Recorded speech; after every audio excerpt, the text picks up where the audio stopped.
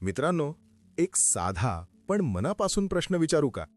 आपण सगळे म्हणतो देश बदलायला हवा, प्रदूषण कमी व्हायला हवं. पण खरंच सांगायचं तर आपण स्वतः बदलासाठी काय करतो? रोज गाडी चालवतो, धूर सोडतो आणि मग सहज म्हणतो चालतंय ना. पण खरंच चालतंय का? की आपण फक्त सवयीने पुढे जातोय? थोडा विचार करा. उद्या तुमचंच मूल विचारेल, बाबा हवा इतकी खराब का आहे? तेव्हा आपण काय उत्तर देणार?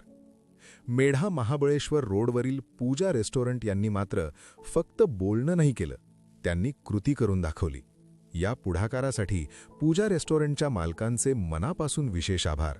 कारण बदलाची सुरुवात नेहमी कोणीतरी धाडस करूनच करते. इथे आधुनिक EV चार्जिंग मशीन सुरू करण्यात आली आहे. होय, मशीन लाईव्ह आहे, काम करत आहे आणि लोकांना सेवा देत आहे.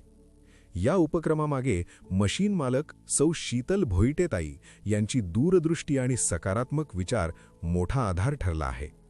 आता कल्पना करा, तुम्ही प्रवासात इथे थांबता, गाडी चार्जिंगला लावता, आरामात जेवता, लॉजिंगमध्ये थोडी विश्रांती घेता आणि तोपर्यंत तुमची गाडी शांतपणे चार्ज होत राहते. हे फक्त सुविधा नाही, हा भविष्यातला विचार आहे. साधा पण खूप मोठा. काही लोक अजूनही म्हणतात EV चालणार नाही, पण बदलाला सुरुवातीला विरोध होतोच.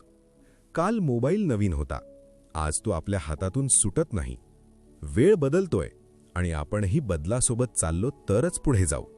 आज सरकारसुद्धा इलेक्ट्रिक वाहनांना मोठा पाठिंबा देत आहे. स्वच्छ हवा, कमी प्रदूषण, हरित भविष्य ही आता निवड नाही, गरज आहे. आणि या दिशेने योग्य मार्गदर्शन मिळाल्यामुळेच हा उपक्रम शक्य झाला. यासाठी श्री राजेश चौकेकर आणि प्रवीण कुमार पवार सर यांचे विशेष आभार.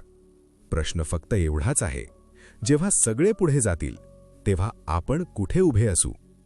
आपण घर बांधतो, व्यवसाय वाढवतो, पैसे कमावतो, पण श्वास घेण्यासाठी स्वच्छ हवा नसेल तर त्या यशाचं काय? आज घेतलेला छोटा निर्णय उद्याच्या पिढीचा श्वास सुरक्षित करू शकतो.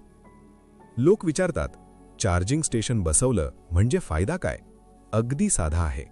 लोक चार्जिंग करायला येतील आणि त्यांच्यासोबत तुमचा व्यवसायही वाढेल. दोघांचाही फायदा. संधी कधी मोठा आवाज करून येत नाही, ती शांतपणे येते आणि विचारते, तू तयार आहेस का?